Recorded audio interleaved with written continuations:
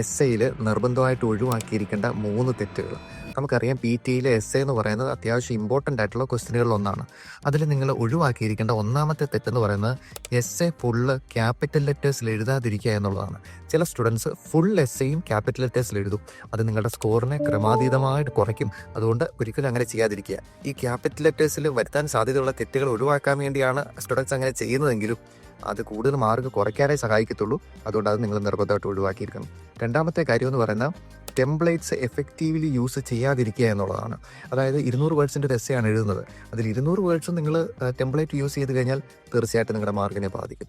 നിങ്ങളൊരു 250 വേർഡ്സിൻ്റെ അല്ലെങ്കിൽ 200 വേർഡ്സിൻ്റെ ഒരു എസ്സേയാണ് എഴുതുന്നതെങ്കിൽ അതിൻ്റെ അകത്തൊരു 100-150 വേർഡ്സ് ടെംപ്ലേറ്റ് നിങ്ങൾ യൂസ് ചെയ്യാം. അതിനുശേഷം ബാക്കിയുള്ളത് ചോദ്യവുമായിട്ട് ബന്ധപ്പെടുത്തിയുള്ള വാക്കുകൾ തന്നെ ഉപയോഗിക്കാൻ ശ്രമിക്കുക.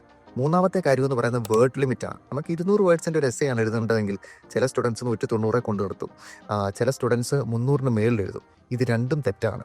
നിങ്ങൾ വേർഡ് ലിമിറ്റ് കീപ്പ് ചെയ്തിരിക്കണം. 200 വേർഡ്സിൻ്റെ ഒരു എസ്സേയാണ് എഴുതുന്നതെങ്കിൽ 200 നമുക്ക് എഴുതിയാലും മതി. എങ്കിലും ഒരു 250, 260 അല്ലെ ആ ഒരു റേഞ്ചിൽ എസ്സേയുടെ വേർഡ് ലിമിറ്റ് നിർത്തുന്നതായിരിക്കും നല്ലത്. 200 താഴെയും പോകാനും പാടില്ല, 300 മേളിലും കയറാൻ പാടില്ല. അപ്പോൾ ഈ 3 തെറ്റുകൾ നിങ്ങൾ ഒഴിവാക്കുക. നിങ്ങൾക്ക് എസ്സേക്ക് നല്ല മാർക്ക് മേടിക്കാൻ നിങ്ങൾക്ക് സാധിക്കും. Thank you.